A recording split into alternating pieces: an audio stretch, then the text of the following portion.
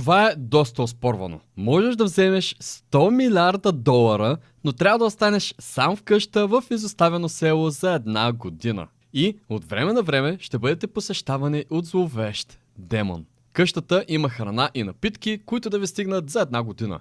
Имате електричество и техника за домашни потребности. Нямате право на физически контакт с други хора, а единствената ви връзка е през интернет. Демонът може да идва когато си поиска без предупреждение. Може да дойде няколко пъти през деня или пък да не идва в продължение на седмици. Когато приближи къщата, ви препоръчвам да се загасите лампите, да пуснете шторите и да се скриете. Демонът ще надникне през шторите на прозореца ви. И ако ви види вътре или някакви електрически уреди да работят, ще ви отвлече в неговото измерение, където ще ви измъчва с ужасните си методи. Ще разберете кога е до къщата ви, когато небето стане червено и видите огромна човекоподобна сянка, която доближава къщата.